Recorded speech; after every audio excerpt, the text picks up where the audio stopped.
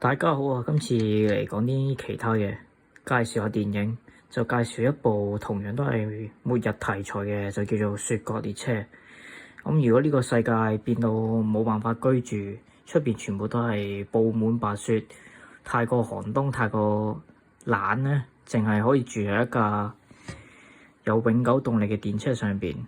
呢部電影就係呢個咁樣嘅背景去開始嘅。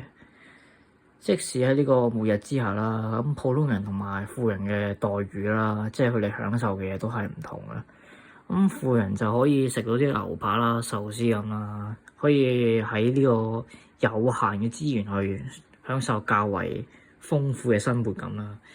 但係窮人咧就係絕望嘅咯，可以話係只能食一種叫做蛋白質餅咁嘅東西。呢個故事咧就圍繞住呢個蛋白質餅咧係乜嘢嚟嘅成品真相而展開嘅一個電影嚟嘅。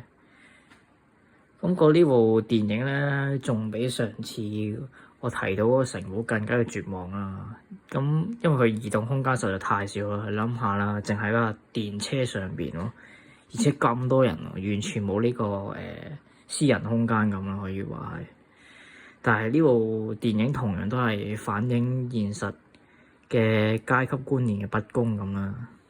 同埋由於呢個實在太耐之前睇啊，所以我冇辦法俾出一個好完美嘅感想咁啦。但係當呢個蛋白質餅揭曉佢嘅成分係用咩做，去製造嘅嗰個真相咧，即使過咗去好耐啦，實在好耐之前睇我依然記得嗰個係點樣整出嚟，同埋嗰嚿係乜嘢嘔心嘅嘢出嚟啊！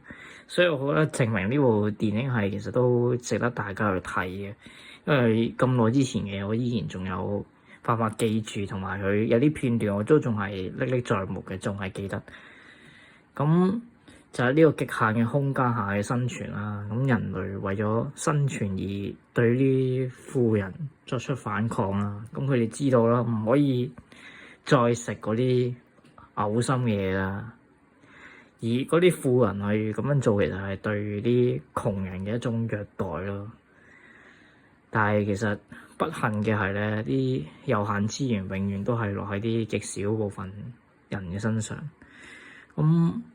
無論係而家啦，定係未來啦，